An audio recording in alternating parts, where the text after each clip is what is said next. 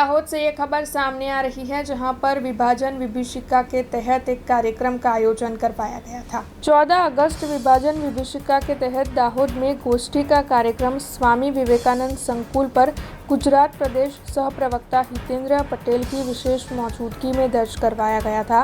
इस दौरान जिला भारतीय जनता पार्टी के होद्देदार और कार्यकर बड़ी तादाद में मौजूद रहे थे। इस गोष्ठी कार्यक्रम के तहत एक विशेष फिल्म की प्रदर्शनी और वक्तव्य का आयोजन हुआ था। उत्सवनी उजवણીમાં સમગ્ર રાષ્ટ્ર ત્રિરંગામય બન્યો છે।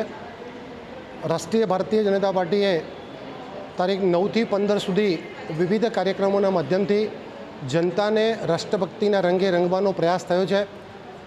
આ દેશના વડવાઓએ ભારતને આઝાદી આપવામાં અને પછી આ દેશના ભાગલા પડ્યા ત્યારે જે સ્થિતિ બની હતી, જે વેદનાઓ વેઠવી પડી અને આજે આઝાદીના 75 વર્ષે પણ ભારત જેના પરિણામો ભોગવી રહ્યો છે, એ વિષય જાહેર જીવનના સમાજ જીવનના લોકોમાં એ વિષય સ્મૃતિ તરીકે જાય એ માટે દેશના વડાપ્રધાન માન્ય મોદી સાહેબે 2021માં આ 14મી ઓગસ્ટને વિભાજન વિભીષિકા સ્મૃતિ દિવસ તરીકે ઉજવવાનું નક્કી થયું।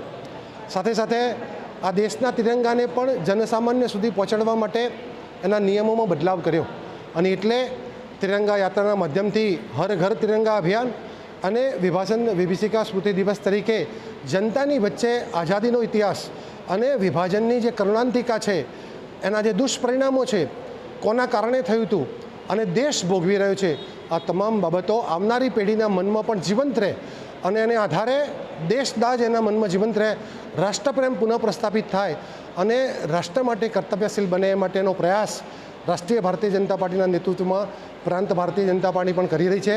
हमसे जुड़े रहने के लिए हमारे YouTube चैनल को सब्सक्राइब करें और नई वीडियो की नोटिफिकेशन के लिए बेल आइकॉन को दबाएं।